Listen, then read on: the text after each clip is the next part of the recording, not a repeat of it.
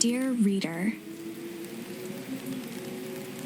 allow me to introduce you to my book. Though it might at first appear like many books you've come across, it is far from ordinary. You may, therefore, have some misunderstandings about its nature. The story that awaits you has not been fully told. In fact, its conclusion is not yet known, even to myself. It is in that way that my book is special. It is in that way that you are special.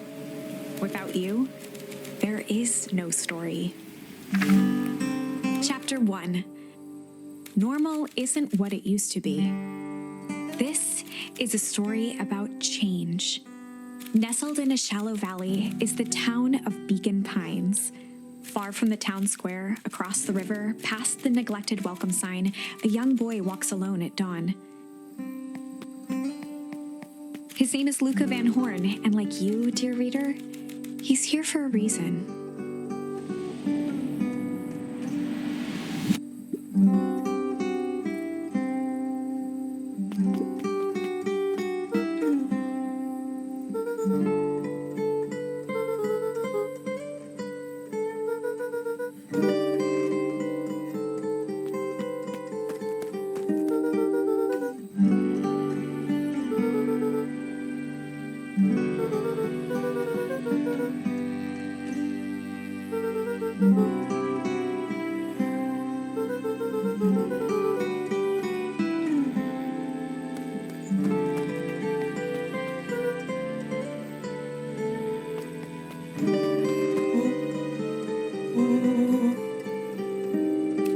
Was Luca's closest friend. He possessed many fine qualities, but subtlety was not one of them.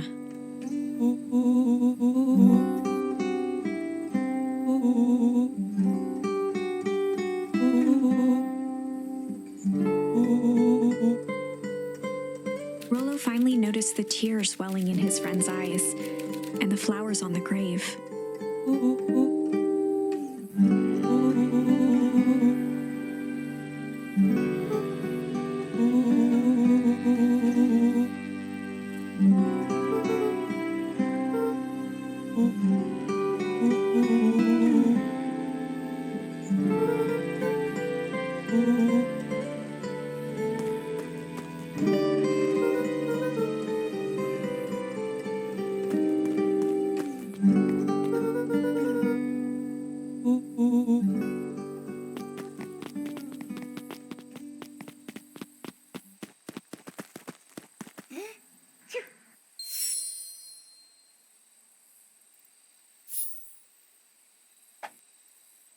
Wonderful!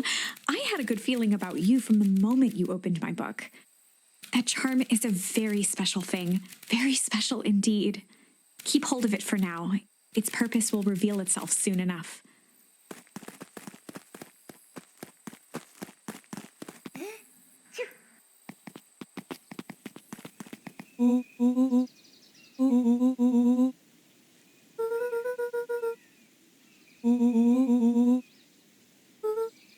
Rollo looked to the side suspiciously.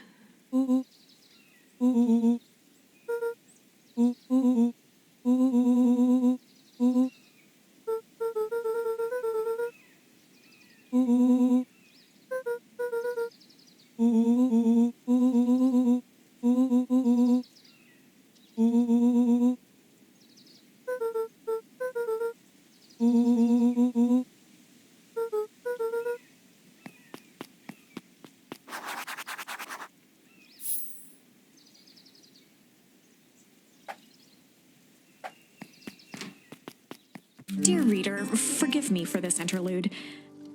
Remember that charm you found in the dandelion patch? There are more of those special charms to discover throughout Beacon Pines. They've been known to reveal themselves to those who are willing. Some of them can be found in this very house. Since Gran had moved in, the house was more peaceful, more orderly, and more covered in flowery fabric.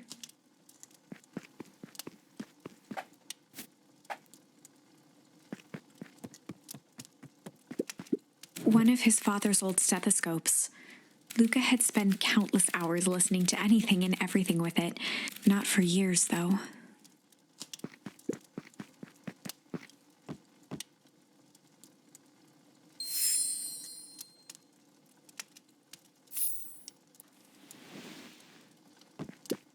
Gran had already lit the fire. She kept a warm house, as if by grandmotherly obligation.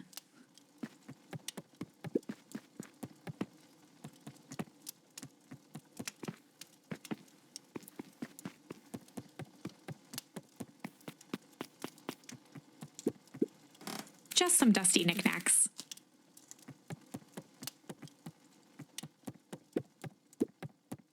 Luca paused at his parents' bedroom door. He just wasn't ready to go in yet.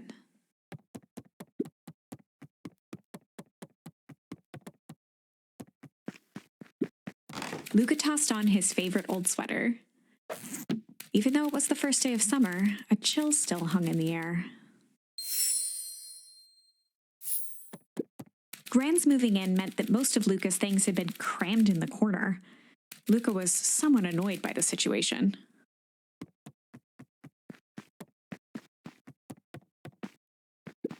Gran's bed was undisturbed. Luca didn't mind that she had a habit of falling asleep in front of the fireplace. It meant that he could read late into the night.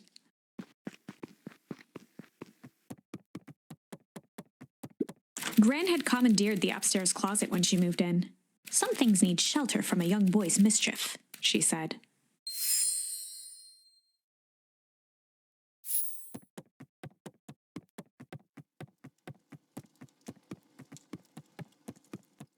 An array of prepared meals crowded the refrigerator, each labeled with the day of the week.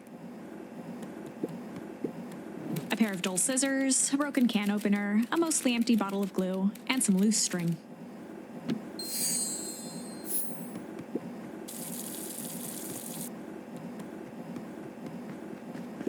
The only piece of furniture Gran had brought when she moved in was an old hutch.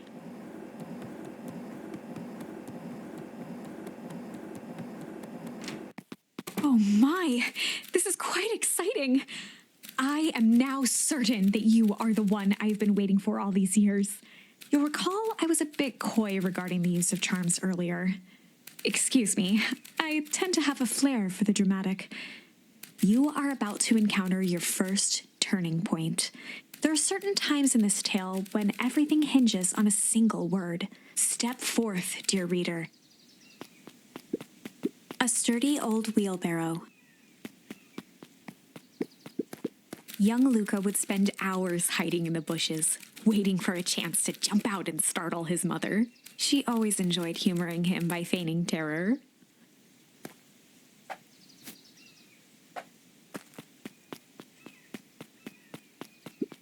A beginner's guide to gardening laid open on the bench.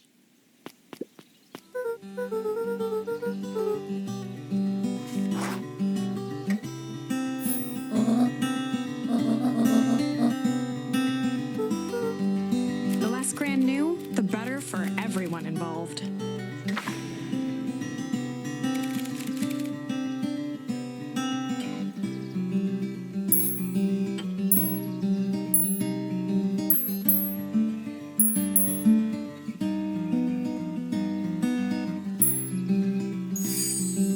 Just gonna go chill for the day.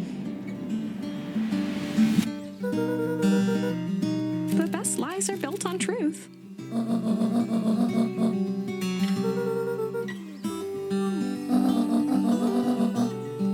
Easy. Impressive. You've managed to navigate your first turning point without too much of a mess. That is the power of charms. A single word can change everything. I think it's time to introduce you to the Chronicle.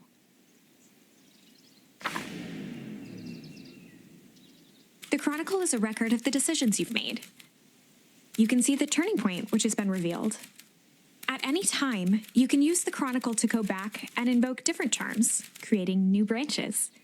Luckily for us, this is the one and only turning point where the charms won't dramatically alter fate.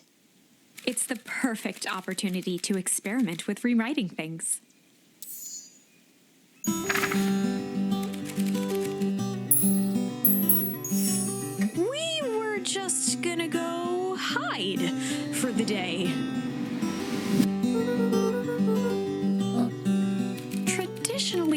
is trying to hide something, they avoid literally using the word hide.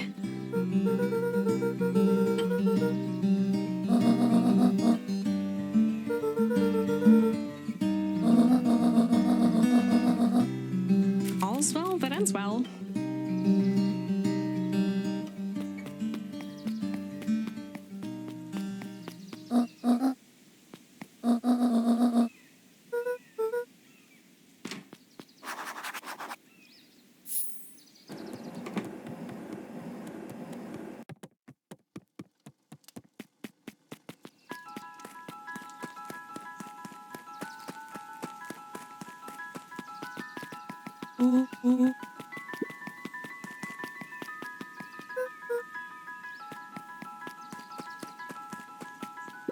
For a town that saw few visitors, the welcome was perhaps more grand than necessary.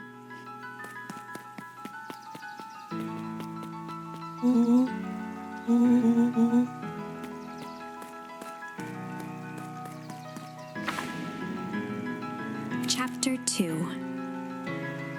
Welcome to Beacon Pines.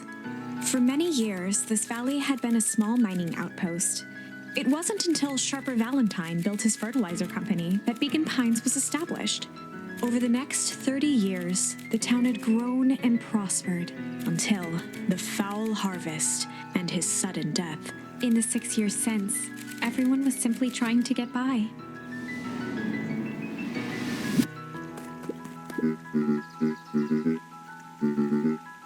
Mayor Augustus Valentine was not. Flustered, Gus instinctively loosened his tie.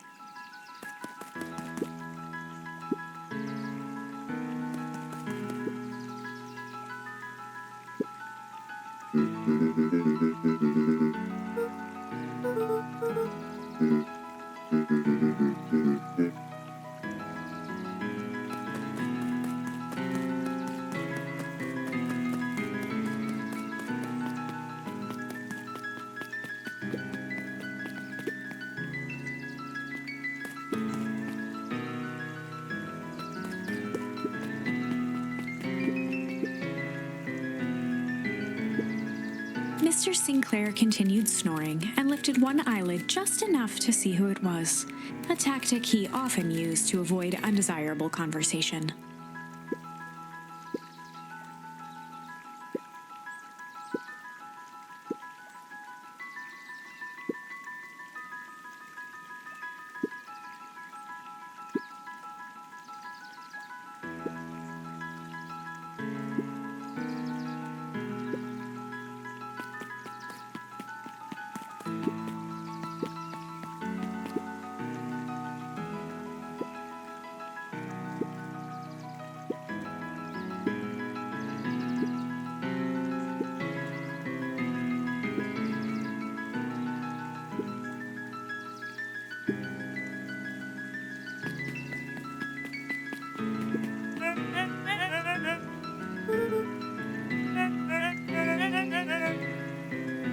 He pulled a pen from the pocket of his sweater vest and began to frantically jot something down on a clipboard.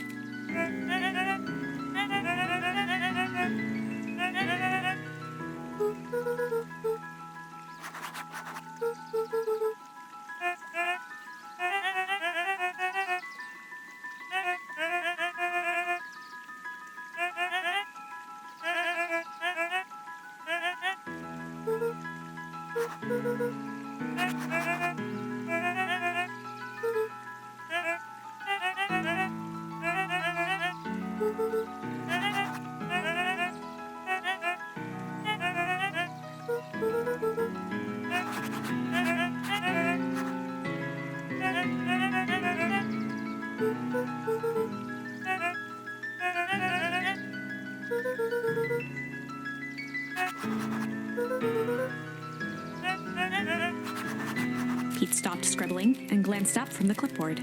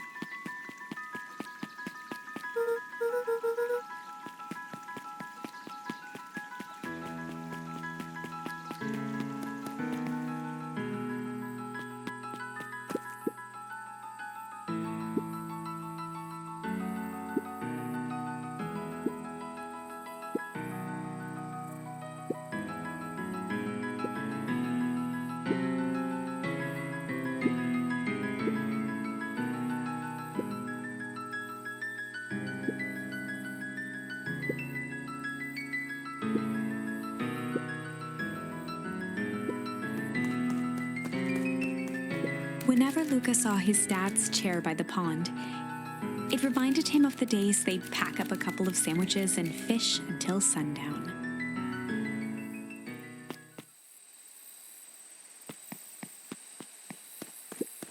Luca opened the tackle box and picked the perfect bait.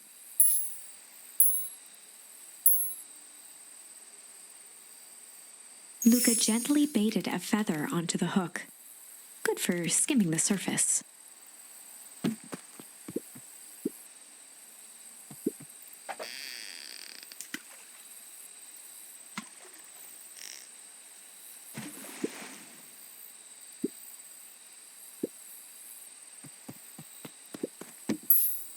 Luca gently baited, good for skimming the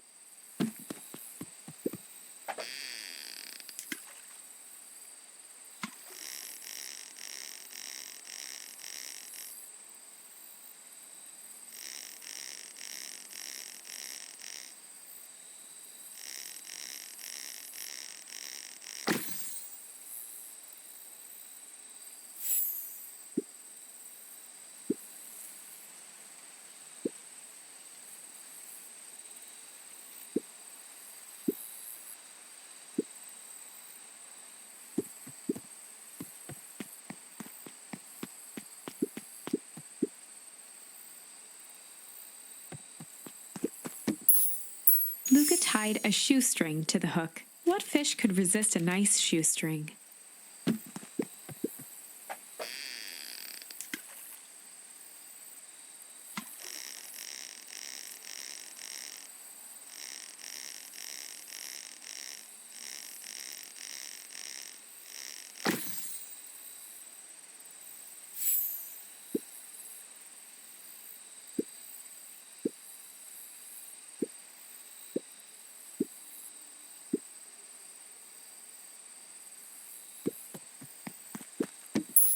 Luca gently baited, good for skimming.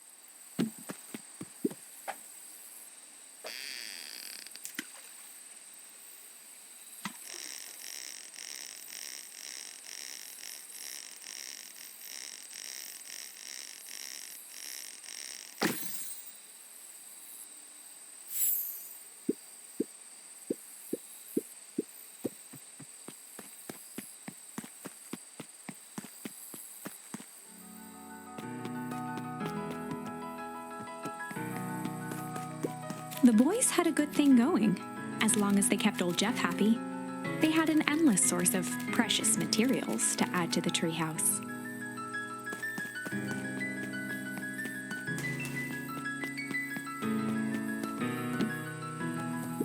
After Luca's father had passed, Rollo became obsessed with them building their own Hank atomic star scraper. It was some time before Luca realized it was Rollo's way of keeping him occupied.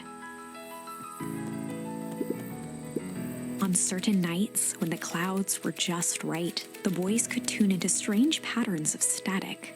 Rollo thinks it's aliens. He always thinks it's aliens.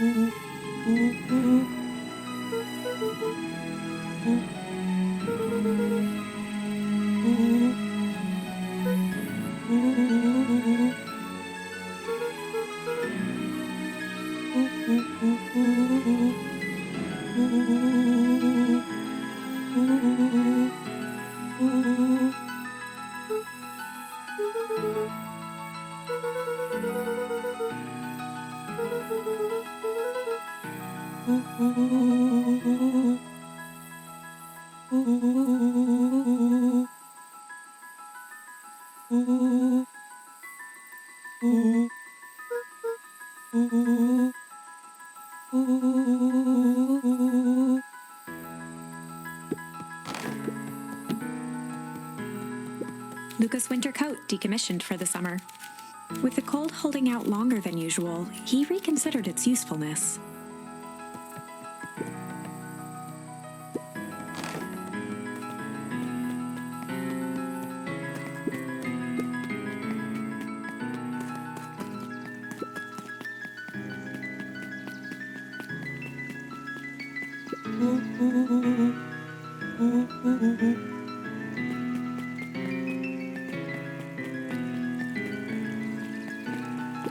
Holden Wilder ran the local paper of record, the Beacon.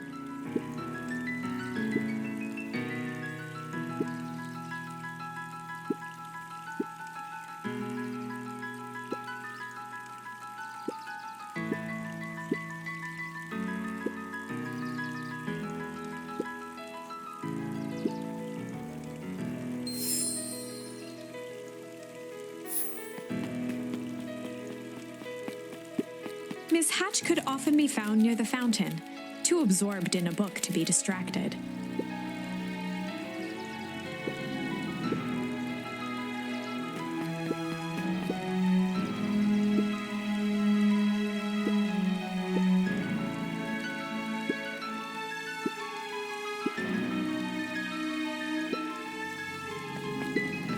Luca could see the morning regulars nestled in their booths at the early bean.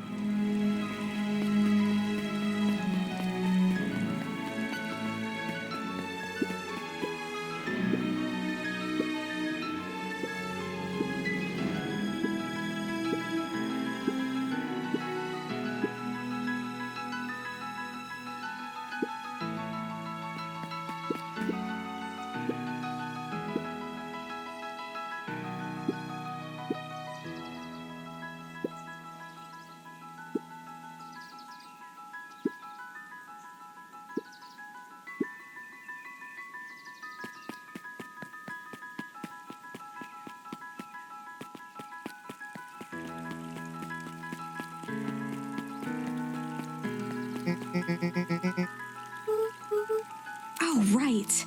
Rendezvous with Roxy. This is an important turning point. The first time where your charms will change the course of fate. And currently, we only have one suitable charm at our disposal. Have no fear, we can always return later using the Chronicle once we find more charms. Well, now I'm just rambling. Where were we?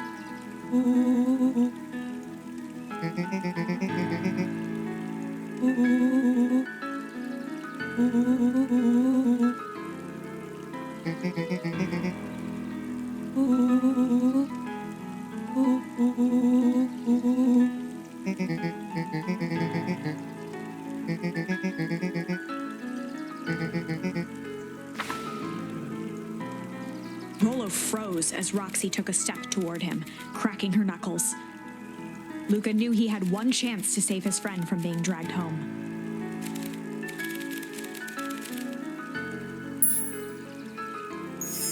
In the past, he found the best way to deal with an enraged Roxy was to be a little chill.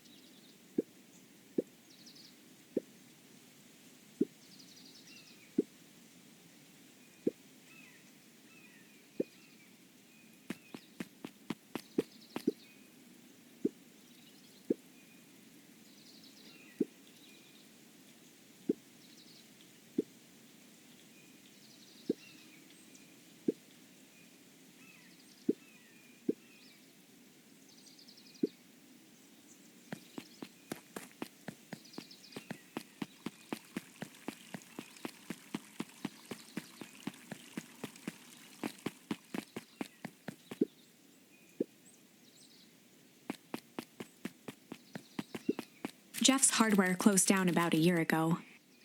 The effects of the foul harvest stretched wide. When there are no crops in the field, tractors don't need fixing.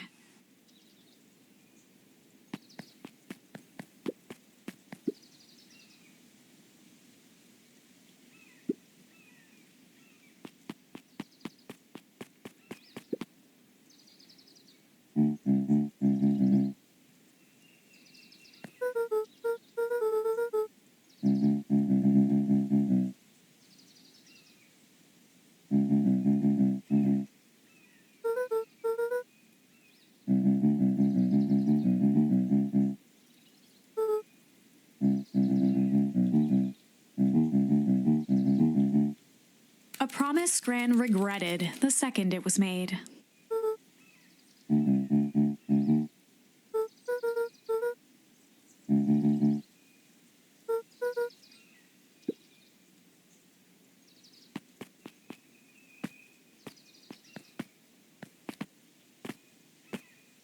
The phone booth was brand new, part of Perennial Harvest's Beacon Pines Reborn initiative.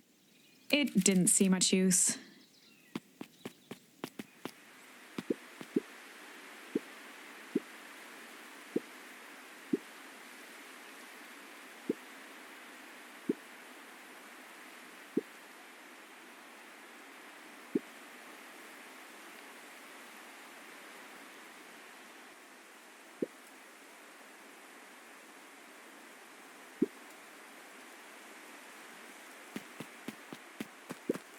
Luca peeked up at the beehive. It appeared to be deserted.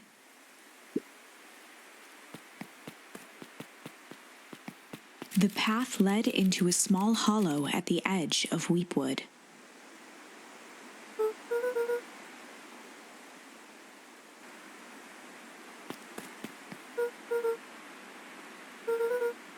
The fence thrummed with a gentle electric buzz. Luca often asked himself what Rollo would do, so that he could rule out that option.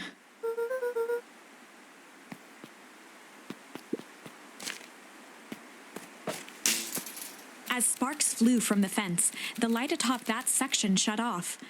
2 bulbs remained.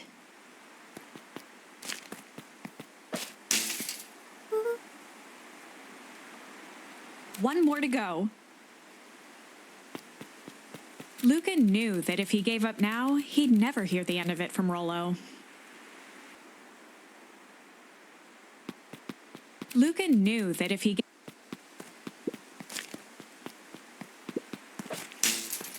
The fence's buzzing gave way to silence. Every kid in town knew the old Valentine fertilizer building. Long abandoned, the warehouse once served as the industrial heart of Beacon Pines. Now, it stood only as a reminder of things left behind. The dormant building showed strange signs of life.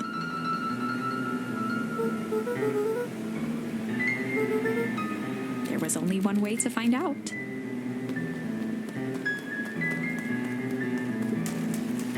The water looked almost diseased. It flowed slowly into the woods. The hose emitted a subtle sound. It was actively draining some kind of liquid.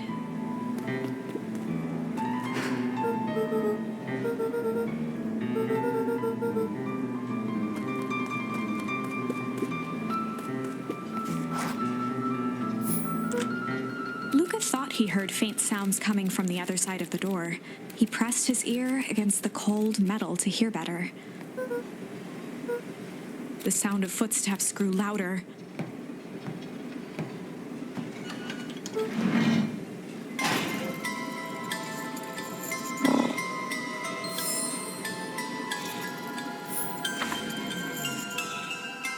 The heavy steel door knocked Luca to the ground. Disoriented, he looked up to see an imposing figure silhouetted in a green glow. It lunged toward him. He tried to scramble away, but felt a gloved hand latch onto his ankle.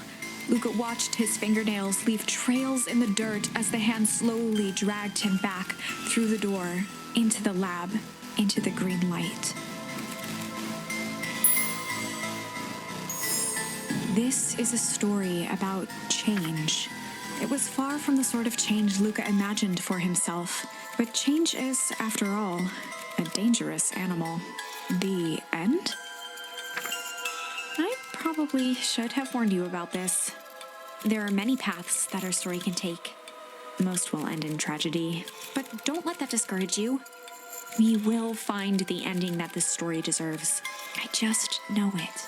From here on out, a charm will have a check mark when it's been used to its full potential at a given turning point. Now, let's try something different.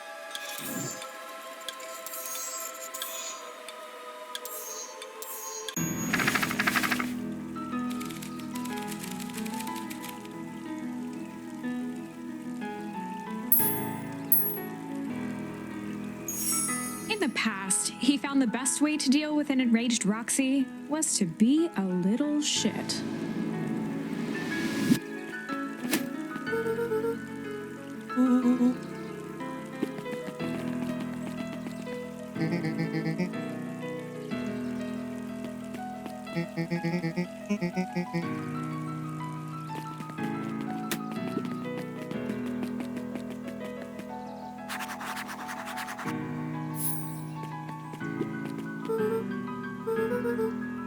Solomon Valentine, current ward of and future successor to the Valentine fortune, huffed as he brushed off his pants.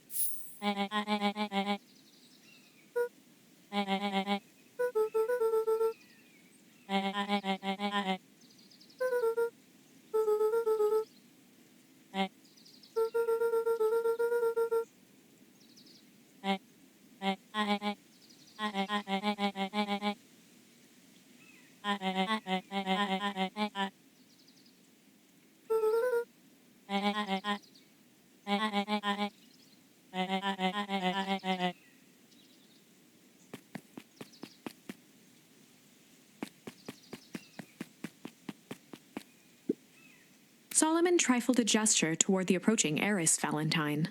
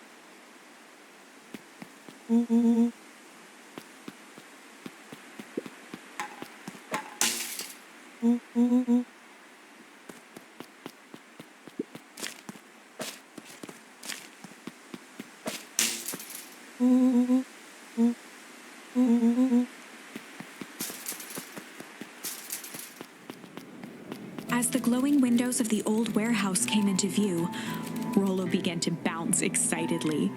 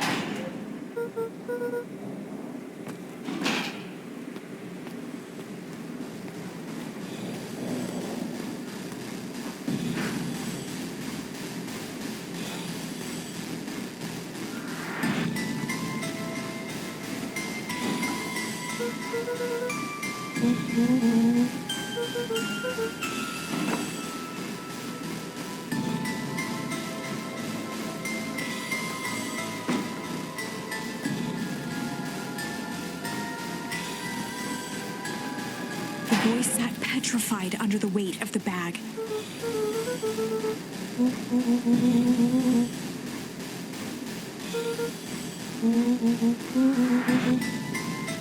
Rollo felt around at the large sack which burdened them. He snapped off a tag from just within a small zipper opening in the bag. Rollo held the badge up to a faint shaft of light within the dumpster.